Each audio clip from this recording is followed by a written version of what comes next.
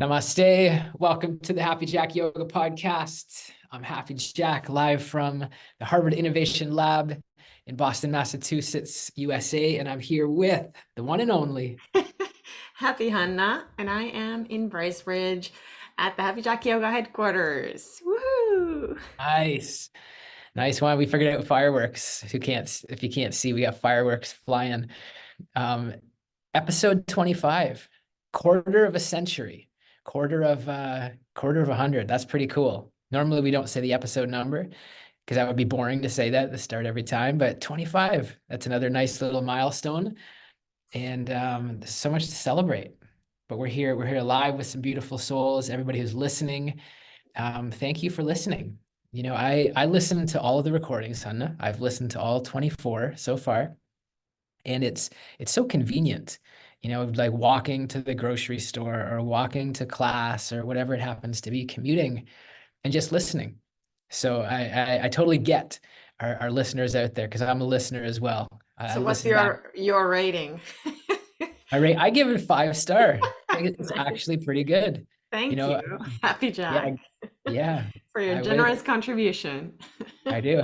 Anybody out there who has yet to give us a review on Spotify or podcast, we humbly request and appreciate giving us a 5 star review. Just lets the yogis find us and know that we got something special here, and it's special because of all of you that we get to do this together. And obviously, as always, big thanks to our Patreon members, the yogis who are making a small contribution for the price of a cup of coffee per month, and we get to keep this initiative rocking and rolling. As always, those who are here live with us, if there's any inspiration, good things said, if Hunter says something brilliant, capture it in the chat notes, put it, capture the nuggets. And why do If you? if Hanna says something brilliant, I love that one. If she says something, that's Yeah, wonderful. yeah. Thank When I should you. say when she says something brilliant. You're right. No Exactly. pressure. That's right. No, this is great. We got some really nice opening comments, opening shares to get into, and then we're putting Hunna on the hot seat. We ran out of time last week, and right before we hit record here, Hunna's like, "Isn't it your turn to go on the hot seat?" She's like ready to turn it on me and have me go on the hot seat, and I was like, "No, no, no. You're not sneaking out that easy." I see Sue, their smile. She's like, "I agree. I agree. You're not getting out of this that easy, Hunna." Well, my So natural tendency is to like direct the spotlight towards you. And yeah, well, we're gonna shift that. We're gonna shift that. Because this is today is your day. But I mean, thinking about that, the first thing I wanted to share about this past week, there was a moment that I got really nervous, and it doesn't happen so much. And I mean, it was nothing big, but it's in our ritual and the life cycle course. And the teacher, Professor Diana Eck, amazing, amazing, beautiful soul. She called on me to share, and anyways, whatever I was sharing about, I noticed that I was just getting a little bit nervous, even though I'd shared many times in that class. And it's always like when I'm worried what people will think about me. And in this particular context, of course, I'm always talking about yoga. Every class, somehow I tie it back to being a yogi, being a yoga teacher, because it's what I love. And, have being in that room where there's others who are from India and from those traditions. And sometimes, honestly, I just feel a little bit insecure because I wonder, like, are other people, you know, judging me or thinking like, oh, I'm not born in India, so I don't qualify to do the practice at this level or to this kind of thing. Um, Nobody has ever said anything, but it's just interesting. If I'm in a situation and there's people there who I think just might have an opinion about me, I get a little bit nervous. And and then it's what happens when you're nervous? How does that impact you and the situation? what I think I somehow lose my enthusiasm. Like when I feel like really free and comfortable to be myself, I'm just, I think how I am on most of these podcasts and most of these calls, I just excited to be here. And because I really feel this is a judgment-free zone. This is a space where we can be ourselves fully, and there's no judgment. And I guess sometimes when I get into an environment where I don't know if that's the case, I don't know that for sure that it's safe. I don't know that I won't be criticized. And I guess it causes me to be more reserved. Like the teacher even said, hold the mic closer to your mouth. Like I was probably talking a little bit quieter, and you just kind of lose that energy. So there's nothing bad about this. It was just kind of like an observation, and I'd be curious if others relate. You know What what? I happened? have a perspective on that, like not to do with the feelings of like pressure and maybe nervousness and then withholding, but more like I was listening to this book that I love and highly recommend to everyone. And I'll talk about that later. But like in that book, there's a guy who's talking about like he's talking about a lot of things, but one of the things he was talking about was like the female experience, like being a woman and in a female body and like that. And I was listening to it, and it felt a little bit odd to hear a man kind of make a kind of like a statement or like explaining what it's like to be in a female body. But it was really interesting actually, because he would own it. And then he would say that I realized that I am in a male body, and the whole paradigm, like he would acknowledge the whole setup, why he might not actually be qualified to speak about it in such depth, but he is also a little bit of an expert in the area, so it was fine. But so what that makes me think about is like, because it's going to happen that we're going to be Westerners who do an Eastern practice and live in a way that is a little bit of a mix, right? Of our own tradition and paradigm and culture, and then we're kind of attracted and to the principles of some of these other traditions, that maybe just acknowledging that might make the conversation less loaded, and you might then feel that you're more in integrity, and that whatever it is you want to share is okay because it's from your perspective. It's not to tell them or teach them about it. And I bet Yeah. that a lot of Indian North Americans might also kind of be able to relate because they grew up here and their tradition is from there, and they might not be so deeply seeped into it as someone who grew up in India. So Mm. I don't know, maybe that would help you shift the paradigm there. Yeah, no, that's good for sure. And I mean, just yeah, to kind of handle the elephant in the room, or at least the elephant in Yeah. my room, and just handle that right off the bat. And Yeah, I and just see, like, acknowledge it, kinda. yeah, and I see Sue has said that, that the older that she gets, the less that this sort of thing concerns her, and that it's the case for me as well. Yeah. It's far less frequent. I mean, I think Mm. that's why I'm bringing it up. I kind of surprise myself. It's like, whoa, this doesn't happen so much anymore. But I guess on the one side, because it's humbling to know that it still does, right? There is, no matter how much we work past some of these things, these little insecurities are, they're deep samskaras, deep conditioning from many years, and they can pop up. Yeah, and I think it's a sign of intelligence too. I think it's a sign of being a fully reflective, deep person who is, weighing things from different perspectives, not just seeing one's own perspective.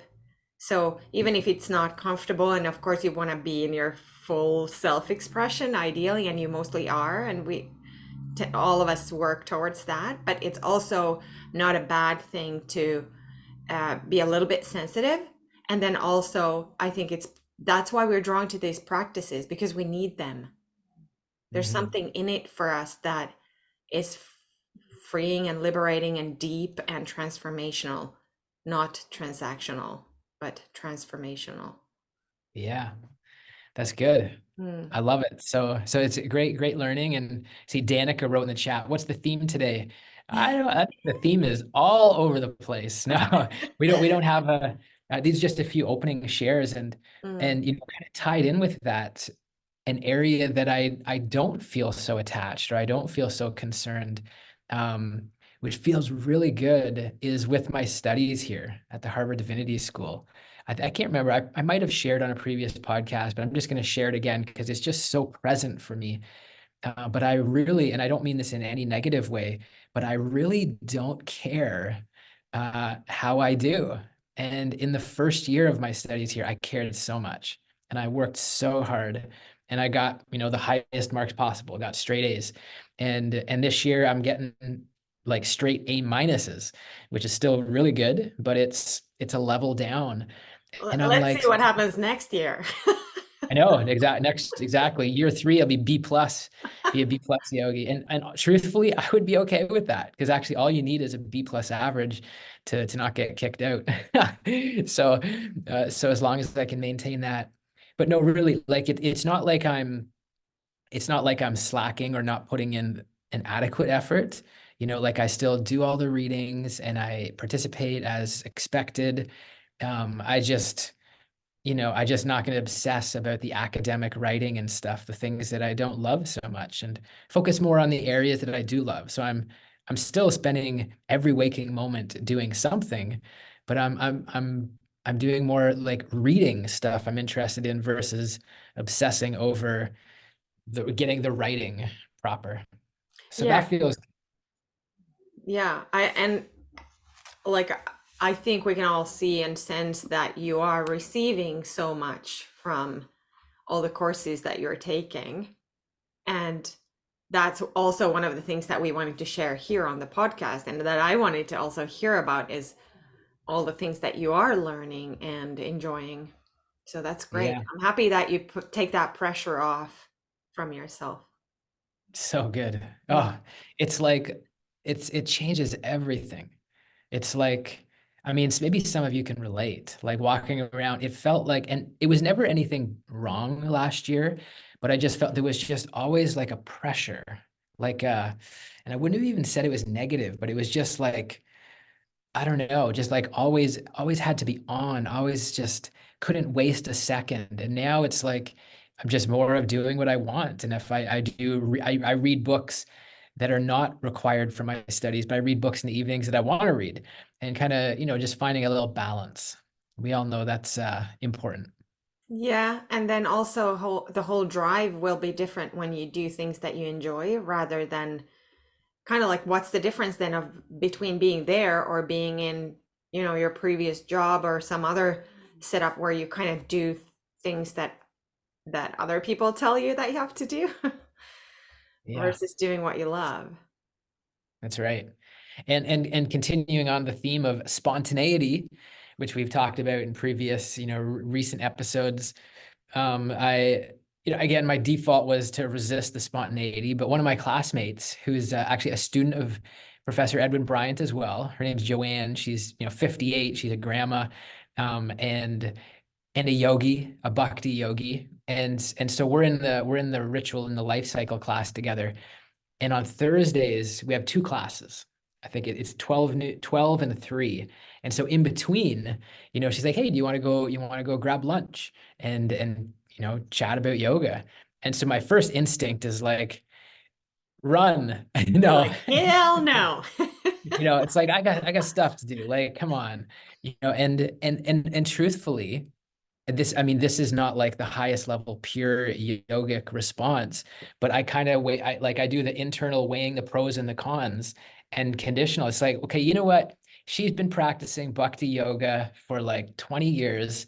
There's probably something I can learn from her. There's probably like this could probably be like uh, an enriching conversation. And so I said yes, and we went and we had a nice lunch.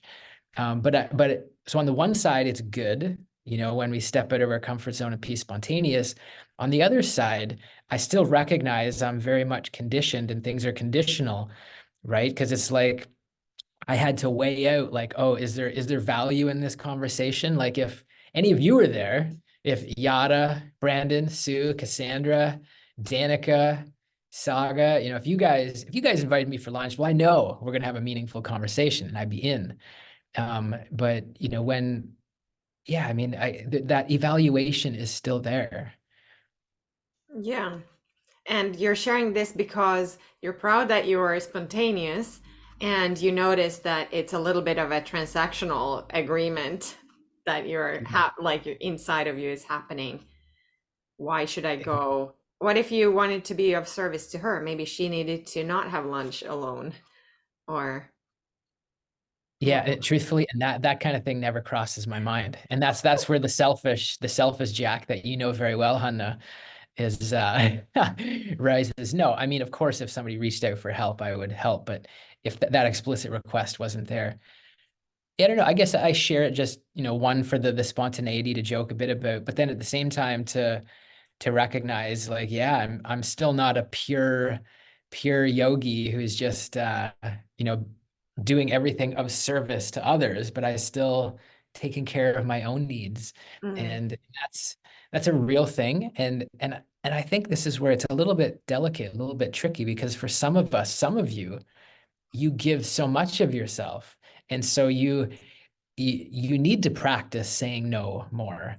And maybe for some of us, need we're to so practice good. saying yes more. Maybe we need to practice saying yes more. Mm. Exactly. So there is no one size fits all. I feel that. I think for myself at different stages, there's been times where I needed to say no more, and there's been times where I needed to say yes more. And and when we're listening to like that inner voice, are we listening to our ego? Are we listening to the divine super soul within ourselves, divinity? How do we discern the right thing? And that's a practice. Yeah, absolutely. And I think it's kind of brave of you to be in inquiry around this out loud, you know, Mhm.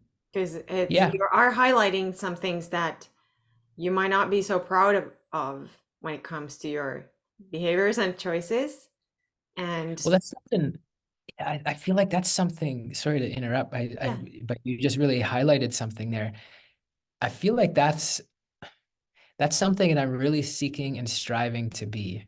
Because I spent a lot of my years, like in my 20s, when I was an alcoholic and, not in a healthy marriage before my first marriage, and, just really unhealthy in every way. And so much of my life I was hiding.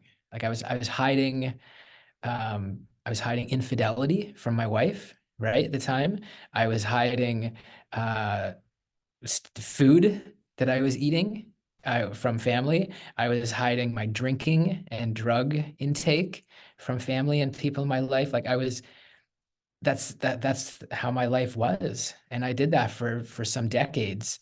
And it didn't feel good. It led to cancer, it led to obesity, it led to alcoholism, it led to jail, it led to, yeah, all kinds of stuff, divorce.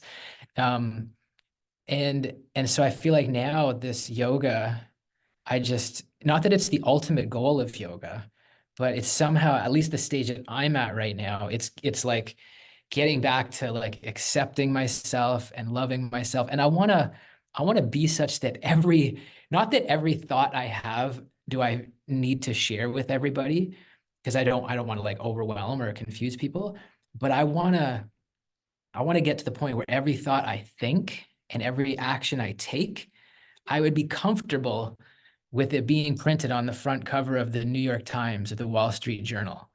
Like that's what I'm working towards. And I'm not there. I still, you know what I mean? There's still things I'm not proud of and things I'm working through. But like that's what I want, because I feel like that's where freedom comes from. And I'm sure sometimes in this process, I say silly things, or I don't know, it doesn't make sense. But that's what I'm working towards. yeah, or that's really beautiful that you want to be so much in integrity that it's easy to be free. Not that your thoughts need to be on the New York Times first page, but that you feel so free in your life and so much in integrity that you have nothing to hide or things like that. I think that's beautiful and also easily achievable because you're not a monster, you know. Yeah, well, exactly. I mean, they're on the one, it's, you're right. I mean, on the one side, I know I'm not doing any inherently bad, wrong things, but there's still like, there's little ways that, um, we find ourselves out of integrity, or we're not being our best self, or I don't know. Yeah, Yeah. just things But we notice about ourselves where we feel like we could have a greater opportunity, maybe, and maybe we can do better a little bit. And yeah. And yeah, I mean, coming back to the Yoga Sutras we've talked about in recent weeks, like these are the first limb and the second limb, the yamas and the niyamas, like getting all of this. This is what Professor Bryant kind of really hammers home for us. He's like, everybody's jumping right to the third limb, asana, or maybe to the fourth limb, the pranayama breathing techniques, or to the seventh limb, meditation, or maybe, want to get to the eighth limb and become enlightened. But who's obsessing, or pick a better word, who's focused on and committing to and bringing discipline to the yamas and the niyamas, like being a good person. And I think that is the foundation, at least in classical yoga. And yeah, so that's where that's where my work is. yeah, and I love that. And we don't have to dissect every thought or every behavior or make it super complicated. Like I think all of the advice that the sutras and all the traditions give us also are within reason, meaning attainable, and you know doing our best in each of those realms of non-harm, and both towards ourselves and others. And it's just part of this big ocean of practice that we are interested in, right? Yeah. And that practice can look like so many things, not just the yogasana, but also the kind of self-inquiry that you just shared with us. Mhm. Mm. And it's like, to me, this is when I get a big smile on my face and my heart feels full when I think about this is what my life is dedicated now to, like Yeah. my studies, our work that we do at Happy Jack Yoga, my living conditions at the ashram, ev everything. It's like aligned with and focused on it. This is why I love it. And Mm. it's such a blessing to be in this and to be on this journey. And at the same time, I mean, the next thing I wanted to share about, as much as like I love this, I don't want to say bubble, but as much as I love this environment, I'm also really looking forward to spring break. T minus like 1.5 weeks. And I'm gonna be back home in Canada. I see Yada nodding. She gets it. She knows that feeling. Gonna be back home in Canada, and again, not that I don't love the flow. The flow here is phenomenal, and it's so uplifting and conducive. And at the same time, like to come home and just chill. Like I know we're gonna eat some Mexican beans and some vegan nachos. My sister already invited me out for snowboarding. We're gonna do some family hockey games, get out the skates. I know we'll go work out. Like just so it's not that we're gonna be inactive, but just there also seems like there's a need, like a rest day, right? Like in the Christian tradition, that's why Sunday is a rest day. And while I'm here, there is no rest day. Sunday's our biggest day. We got 3 calls. So this rest week coming up, I'm really looking forward to. Yeah, absolutely. And I think also, like, you're so busy there and you're with people a lot of the time, and the pressure from school and being on time everywhere. That's going to be nice not to have that, and have a different schedule in the day. Yeah. Yeah. Mm. And you talk about like being with people all the time. You know, it makes me think again, and I mentioned how all the yogis who are here, if you guys were here in Boston, I'd love to go grab lunch with you anytime. And it's important to decide who we who we associate with, who we spend our time with.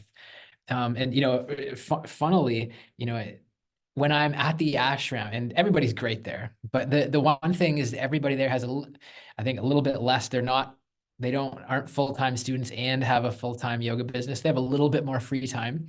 And so like every time I cross paths with someone, they want to kind of stop and talk. And so I find myself, I almost feel this is a silly thing to say, but I almost feel like maybe how a celebrity feels. You know how like everybody would be like, kind of like stopping them. Nobody's trying to get my photo, but just stopping to talk. And I feel like I kind of have to go through the ash ramp, like walk quickly, with a big smile, namaste, namaste, have an amazing day, and kind of keep walking, or else because everybody's so kind and they would want to pause and get into a nice, meaningful conversation. So again, that's our understanding, our balance of like when to say yes, when to say no. But the one thing that I am saying yes to, like I feel really blessed to have some nice mentors in our life. Like just this past week, meeting with Mars, our dear friend Mars, who just turned 82. We met on Zoom for like over an hour on the weekend, and just to receive wisdom, who's been on a spiritual path like this, a yogic path for 60 plus years. And actually, so I'm at Harvard Business School. He went to Harvard Business School in 1965. Imagine that. Who here was born in 65? I don't think anybody. Sue, you raise your hand. Are you serious? Okay, okay. So maybe Sue was, but most, like so to have somebody like that, and then Rukmini from Washington D.C. I've been speaking with her because she's a long time 50 plus years bhakti yogi, and she's a woman, so I wanted to get that perspective in particular, thinking about how I can really strengthen and deepen the relationship with my mom. Nice to talk to another grandmother. um and there's, it's just, again, it's thinking about like who are the people that we're going to associate with and take our time with. And coming back to Hannah, this is where it's like, and I don't know what the right answer is, but I'm kind of like weighing the pros and the cons. It's almost like there is like some critique or some judgment or some opinion that goes in of like, hey, is this person worthy of my time? And of course, everybody is equal and everybody is worthy 100%. But there's like just this internal dialogue of like, is it the best use of my time to interact with this person right now? If yes, I'll do it. If no, I'll politely walk fast. I don't know. I mean, I know I'm kind of roboticizing this. Like, I know that this kind of thing just happens, naturally. And I don't know what the right answer is. But again, I'm just kind of in this inquiry of navigating interpersonal relationships. Yeah. You're in an intense kind of like a pressure cooker environment, so it's understandable that you know that there's a lot of people and there's a lot of demands kind of put on you, both at school academically and then also in every other space that you're in. And it's great that you've had time to connect with Mars and Rukmini. It's really Yeah. beautiful. People who are like so inspiring and they fill you up. That's how they are. Yeah. Mm. That's it. I guess that's a great test, right? Because actually it doesn't matter how old they are, how much experience they are, what anything about them, but it's like after the experience, like how do we feel? You know, Yeah, I love that. I think I froze. I froze. Well, Yeah, the you kind you froze at the perfect time. And I of said, "Yeah, okay. I love that." So we can just keep rolling. Oh, nice. But yeah, just like really understanding how interactions make us feel and spend time with people who lift us up. That's why we're here. That's why we're here with these 9 yogis around the globe right now. I love it. And Hmm. I gotta quickly show off. Hanna, you gave the thumbs up, so I know that you agree. But you know how for those who are live with us, of course, if you're listening online, you can't see, but you notice how lately I wear lots of white, like more Sattvic clothing. Um, and I got myself a nice pair of Sattvic shoes. You can see my socks are still black because I everything was black. I'm slowly transitioning to white. But it was time. It's been on my list. Like I'm not a shopper. I'm not a materialist in that sense. Nothing wrong for those who do. But it's been on my list for about a year to when I need new shoes because they're worn out to get a Sutvik white color. And this weekend was it. It feels good. Yeah, they look really great. Your outfit There's is very nice. and they're slip-ons. That's the best part. All about efficiency. No laces. Boom, slip them on. Let's go. Mm-hmm. That's So I amazing. feel like that's key. Um, and then the I guess maybe the last thing I want to share about before we get Hunna. What are you laughing at? I got to know that. I'm laughing about the fact now I'm thinking about when I'm gonna make a post about this conversation today. I'm gonna screenshot where we see your shoe in your window. Here's what we talked about today. Yeah, yeah. Very yogic podcast. Jack showing off his new Nikes. Yeah. Yeah. No, no, the last thing I wanted to bring up, so I'm happy to share that I don't want to say 100%, but I'm almost 100% healed from that hip flexor injury. And talking to my sister this weekend, she said actually that was really quick. So to me, it felt like a long time. She said actually that was pretty quick. Um, but but what I know my addictive personality reared its head again for those 3 weeks. In a sense, not a really dangerous way. So, don't have to worry. No alcohol or anything like that, as Hunna pours her bubble water. But what happened was, so like 3 weeks, I had to take, no running and no working out. But I would still go for the morning walk, which was quite slow. But every morning would go for a walk as the sun was rising, and I got into a little habit where I found a little coffee shop called Central Perk. Actually, Nate, just like the Friends, just anybody who remembers Friends from back in the day. Um, and so anyway, I would go in there and I would get a decaf latte with almond milk.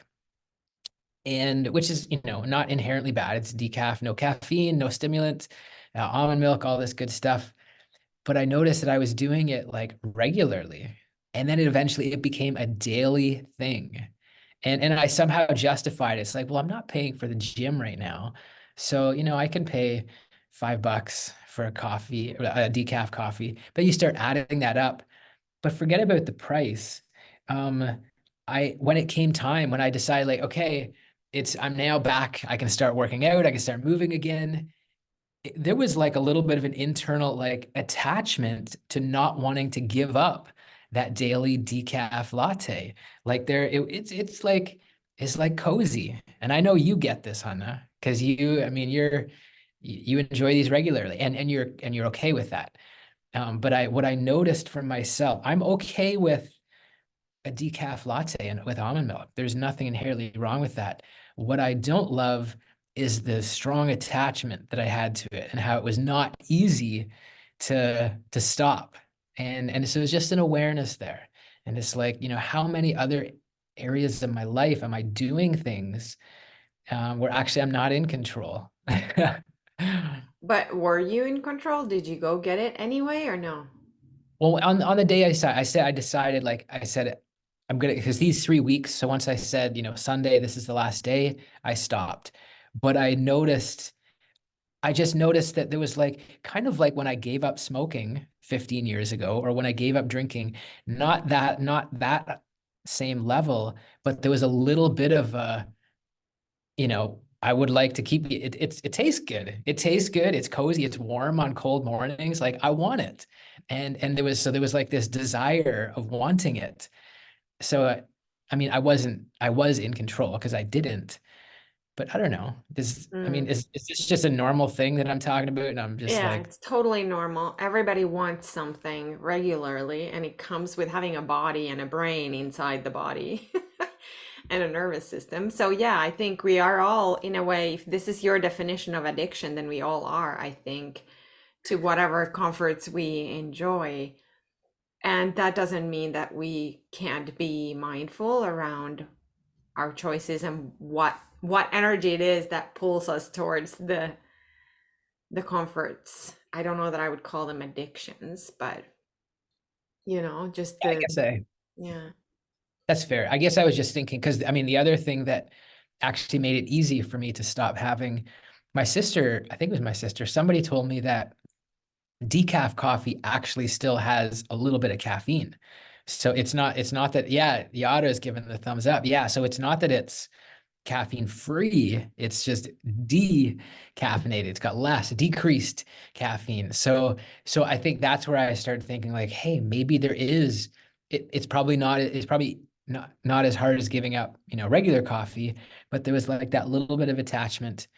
Again, I know we're talking about, not the worst thing in the world here, but I guess it's more just like the principle of noticing attachments that we have. And some of these we can embrace it and be like, you know what? Hey, maybe some of you love ice cream and you're going to enjoy ice cream the rest of your life. And that's okay. If we're choosing to embrace that and accept that. Um, but I guess I just notice I don't want to get out of control. That's probably my need for like certainty and to control things. Yeah, that's probably why, it feels like an addiction when you feel like it has a grip on you and you want to be stronger than the grip. Yeah. Mm. So anyways, so that's that. We got to get you on the hot seat. We got to shift this. Are you Shift are you ready for the dynamic. hot seat? Yeah, Shift the dynamics. totally. All right, let's do this. Hanna, first question. And again, I have no ulterior motive. These are just some deep questions I found that I'll dig and I don't know. I'm not trying to yeah, I've got no agenda. First question, have you ever felt like you disappointed yourself? Have you ever felt like you disappointed yourself and why? Yeah, like I definitely, when you ask that, the first instinct is like, yes, of course I have disappointed and felt that I've disappointed myself. And an example of that, I feel like maybe it's when, if I can't think of an exact moment right now, but like if I were to not believe in myself, then there's a part of me that feels like, like if I don't believe that I can do it, then who is going to believe it? Like, for example, I remember when I was still single momming with Elis and Axel, my boys in Norway, and I wanted to take a yoga teacher training. And at the time, the only one that I knew about was a month-long thing in an ashram in France. And I felt like I can't do that. I can't just disappear for a month from my kids and the responsibilities. And then like that dynamic, I felt like it was kind of disappointing how I kind of gave up on myself in that way. And other choices like that too, like with illustration, if I should go back to that, that was in the same period of time. And then I did, because I moved to Finland, and with my bestie we opened, or she already had an agency where she took me in, and I was doing it. So but I remember those times before I knew that I could do it. I wasn't like, um I it was kind of hard to believe in myself, and that's kind of disappointing. And Mm, yeah, like the feeling of not being enough for myself. If that mm. makes sense. Yeah, it does. And the good news, it sounds like, is that you do that less now. Because it sounds like those were some examples from the past and those things you do now, right? You did take many yoga teacher trainings and you started a yoga business. Um, so it sounds like progress has been made. Definitely. Another time when I might be disappointed with myself is if I behave badly, if I get triggered by someone and I snap or something like that, then I feel guilty afterwards and disappointed. Like at me, for example. Well, with you, we have an intricate dance of, I was I think more like with like where like with my kids when they were younger or something, like that's when I'm disappointing with myself because I know it's not going to be helpful. Do you know what I mean? Whereas with you, conflict can be very helpful and needed. It's part of the process. And of course, if I do something horrible, I would be disappointed at myself. But like you say, I think it happens less and less. that's good. But That's you really can good. be the judge of that. when it Yeah, comes. no comment. No comment. No, I'm just teasing. Funny. No, that's great. Yeah. Great response. Great politically correct response. No, I'm just teasing. Yeah. I mean, you talked about back when you were single momming with the boys back in Norway. Um, are you scared of being lonely? I don't thrive when I'm lonely. I so here's the like my philosophy on loneliness that I've recently acquired. Like after you moved to Boston and Axel also, my youngest, moved out, so I was like empty nesting hard. You And went from three of us, two boys and myself, at home just to me and Coco. Yeah. And my wow. goal was that I want to be in my house and feel free and be lonely. I don't know what the difference between lonely and alone is, but I wanted to be empowered and I wanted to feel like I've got this. Like I wanted that freedom of being by myself and not suffer. And I feel like I did accomplish that. And then when the summer came, last summer, you came home and Axel came home a little bit and like that, then I noticed how hard that had been and that I didn't even, like I kind of got so used to it um that I didn't even notice. And then I felt like I don't want to do it again, that there's no reason that I should. Like it's not the environment that I thrive in, and I did reach my goal of being by myself, and that was empowering. And that means that to this day now when I'm here alone, I feel fine. Like when I come home from a trip, then I'm like meh, and and I don't know that it's my preference then, but I get back into the system and I, you know, get into work and workout and all the routines that happen here, and I start to enjoy it again. So it feels like I have the flexibility now between being with people and being by myself. If I want to spend the rest of my life like this, no, there's no reason for that. I want to share my life with someone. And I think that that's one of the deepest yogas is to actually live with someone and experience God through that perspective. Mm, Yeah. nice. Yeah, really, really well said.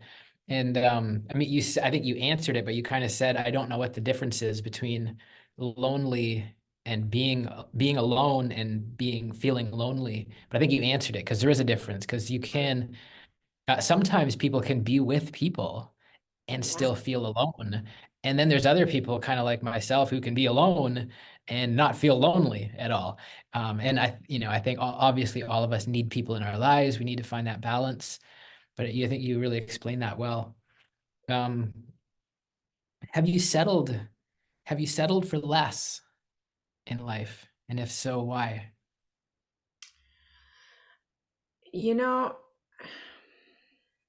I feel like no, because like not to be cocky or anything, but even if I'm someone who's like sensitive and self-conscious and all the things with regards to my people and my place in the world and all that, I also feel like I do have a pretty good self-esteem or confidence in myself as a result of my growing up, being raised by a single mom. Like I know all of those things are doable. I'm really proud of um the the things that I did for my kids. Now I lost the train of thought. Can you remind me again what you said exactly? Yeah, have you settled for less? Yeah. So if I've settled for less, sometimes it's an inquiry. And to say all of the things that I've done, I feel like I'm proud of myself and I think that I can do anything. And of course, that doesn't mean that I'm not humble in I don't know what the future brings and I might have my insecurities. But one thing that when you ask me that makes me think about my father-in-law Egil in Norway and how he was when I was navigating difficulties. Um he would say like, and I think this is a pretty simple kind of masculine way of dividing the world. Like he was thinking like think about the pros and the cons. And if there's more pros than cons, then you stay. And sometimes, like, it comes back to that, like, being lonely, even if you're together with someone. That's when I feel like maybe I have settled for less. And even between us, Jack, like, maybe I wasn't able um to ask or create a relationship where there's more pros, even more pros. And maybe now we have, maybe friendship is the way we can have it that way. And so sometimes in that inquiry, like, should we be together or not? I feel like both of us, um, we did not have access to God together, Mm, and because maybe we were a bit immature or still on our journeys. Um, mhm, so that is like, rather than saying, yes, I have settled for, I would say, like, yes, I've been in that inquiry. And then that has maybe been an interesting perspective and tool in making decisions mm. to what's to come next and how to engage, right? Yeah, yeah. And actually, just as a side note, when I was talking to our friend Mars on the weekend, he passes along his regards to you. He was so because I was sharing with him, is like actually like since we uncoupled, like we get along so great now. Like things are so it's almost like a pressure has been removed, and we can just really enjoy each other's company and enjoy creating together. And it doesn't mean it's always easy. We still have some conflict, but um, Mm. for whatever reason, it's like it released some pressure, and anyway, he was so happy to hear, because obviously he's met you, he knows you, he loves you as well, and maybe that's like an example of sometimes letting go of how we think should things should be, and kind of letting them unfold and evolve the way that they're meant to, um, and seeing how things, yeah, just and then things can be more just natural and authentic and real, and um, but yeah, I agree. It feels we're very fortunate. Yeah, yeah. Like, I think that um I kind of, the whole purpose of being in any kind of practice or like this is for our evolution and expansion, right? And Mhm. for us, this is a better way to evolve and expand, both as individuals and as friends. Yeah. Yeah, no, that's good. Mm. And so so the next question, are you proud of being who you are? Yes, I can say that 100% yes. Nice. And it comes back to what I was saying earlier about, like, when I look back at what I've done in terms of the difficulties that I was put through, Mm, I'm so proud of myself. And also, I'm proud of myself for seeing opportunity, like with my kids, like, rather than being afraid of the world, I feel free in the world. Like, and that doesn't mean that my life is always a dance on roses, or that I never feel lonely, or that all of the things. It's difficult to live in a body. It's difficult to be a human being in a body. It's difficult to have a brain. It's difficult to have a nervous system that has been imprinted by life. Not to minimize any of that struggle and that vulnerability. And it's kind of humilifying. It makes me humble to mm, be a human being with all of my struggles and my shortcomings and areas where I can grow. And in the same time, I wouldn't want to be anyone else or in any other way than, not that I don't want to grow and expand and deepen my life experience, but I am really proud for what I've done with what I've been given. mm. Yeah. That's awesome. I mean, that's so important. That's so, I feel like healthy, and Mm. talking about yoga, yoga for mental health, our next course coming up next month, which maybe we'll share about later on another podcast. But when you can be in that place of being proud of yourself, and you should be like, holy cow, what you've been through, what you've navigated, the amazing boys that you've raised, like all the good, everything you've created, the community Mm, here. mhm. It's like there, so I'm happy that you feel that. Um, and that's really healthy. And I Thanks. was thinking, yeah. Um, I slipped my mind now what I was going to say, but so let me jump to, is there one thing or what is one thing that you would change about yourself? Well, I don't know. There's a lot of things I might change, but one thing that I've been working on recently, like, or working on, thinking about recently, is that you know how I was single momming and raised two boys basically alone, and they did not have a strong father figure in their growing up because their father died when they were 3 and 5. And sometimes I think about, but I don't want to think about, but then I do think about the fact that I don't know that I ever thought about the fact that they are boys. Like, yes, I wanted there to be male examples in their lives, like, and I was a little bit sad that like my husband's friends were not there and like like that. And so recently I've been thinking about like what are the things that I did not know about raising boys, you know? Like, and I'm sure like instinctively I would relate to them as a mother, and I understand that they're boys, and maybe subconsciously even my what I expect of them would be different than if I had two girls or one girl and one boy or two boys and one girl, or you know. And so I've been like looking into what it means like being a healthy male in this world today. Like what does that look like? And how many of our men in our society have grown up with a healthy masculine presence in their lives? And then that led me into reading books about it, and like thinking about how we relate to the men in our lives. And that's something that maybe when you ask me like what I would change about myself, I don't know that I would change, but I would want that I had maybe done some of that inquiry when they were little. And if that would have, not that they struggle with their masculinity in any way, it's just like as a parent, as a mom, and as a conscious being on this planet, I think about why and how most of our boys and men did not have a healthy masculine, and I did not grow up with one either, so I didn't have any role model in that way. And so it's been really fascinating and beautiful to look into what that means. And then it led me to like obviously the yogic principles straight into the masculine and the feminine energy and how they play in us and in between us and what that looks like in relationship. And I do think that had I had access to, and had you and I had access to some of these principles, maybe we would have done better.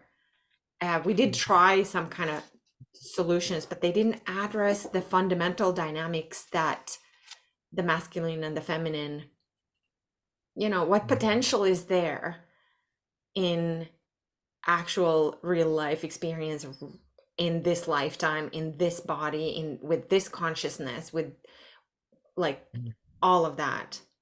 And anyone interested in reading about it, I would highly recommend a book called From the Core by John Wineland. Wine as in wine that you drink, and land as in the land that we'll live on. Yeah. He's written Yeah. some books about it, and it's really paradigm shifting.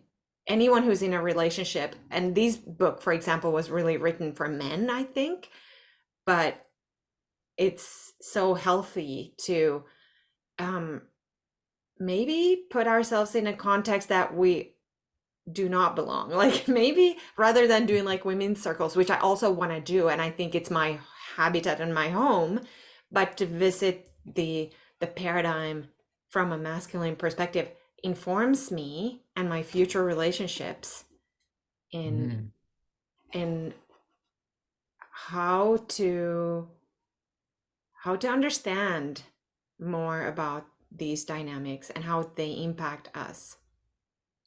Rather than Nice. reading like sacred texts that are a lot of theory, this to me is like actually putting yoga into action. That's why I'm sharing it here. Oh, that's good. Yeah, and I guess it's like it's great that you have this awareness and you're kind of doing this reflective work now at this stage as your boys have grown up. And I mean, I would remind you, you know this Mm. already, but like to at the same time, like be proud, stay rooted in the being Yeah. proud of what you did. Like every parent, everybody does the best they can with what they know. Your boys are thriving, they're both doing good. Could any of us do better? Always, right? We can Yeah. always do better. Um, but And I yeah, I think mean, it's never too late either. Like no, they're still young men and I'm still young, and like it's not that I'm reading parenting books. Let's just say this is not a parenting book. And in fact, like and that, like everybody, let's just be clear about that. But it's true that I am proud of them. It's not, this inquiry does is not born from me being worried about their masculinity or anything. yeah, Just kind of interesting. And then turns out that it's a deeply yogic, um there's everything's yoga at the end of the day. yeah. And I mean, the thing is, we all go at our own paces. Like, Mhm. I'll just quickly share, we're almost out of time here, but in our course, The Ritual and the Life Cycle, which I Mm. have right after this podcast, today we had to write a reflection on adulthood and adulthood. What does it mean to be an adult? And I started mine out, I don't have it right in front of me, but I started out with something kind of joking. I said, well, if you're to ask my family, they would probably, or my ex-wife, they would probably suggest that I'm not qualified to talk about what it means to be an adult. No teasing, because I'm in a way, in some contexts, I'm very immature. Right. Like when I'm hanging out with family and I'm roughhousing and getting into mischief with my nephews, your son, Axel, who like when he was a teenager, he was like the mature one saying, no, come on, Jack, come on. No, don't get them all wound up. Don't, and I'm the one doing all the, doing the thing that's gonna make them stay up too late and get into trouble. I'm just teasing a little bit, but we all have different levels of maturity and masculinity shows up in different ways. Your boys are doing great, and I know you know that. But Yeah, yeah, and beautiful, beautiful. it's okay to have a part of oneself that is always the boy and love that and honor that. Yeah. That's right. Divine Leela. Let's keep playing. But I love it. Beautiful conversations. Thank you for sharing. You. I want to do again a shout out. We'll have to say it on an upcoming episode. We'll talk more about yoga for mental health. That's the next course, which is so important. And then of course, anybody wants to join us for yoga Fridays. If you want to join us here for the live podcast, send us an email, info@happyjackyoga.com. If you want to be a part of our Patreon community, go to patreon.com/Happy Jack Yoga. And for the price of a cup of coffee, you per month, you get unlock some really cool content and be a part of this. So, and of course, if you feel compelled and you haven't already, leave us a quick little 5-star review, get some exposure. But the main thing, I think, just taking these ideas and and just being curious, like that's kind of the space I'm in, and I know I'm not doing it perfectly. We know that we didn't do our relationship perfectly. We did the best we could. Now I feel like we're both really working on ourselves and growing and becoming the best we can be, and And you froze. certainly inspired. Oh, did I freeze? The That's all best we we can do. can be. Mm, Best we can be, take the tools, apply them. And I'm inspired by what's been shared here today, Hanna. So likewise. let's take it and make it an amazing rest of the day. Namaste. Namaste. Can I stop it?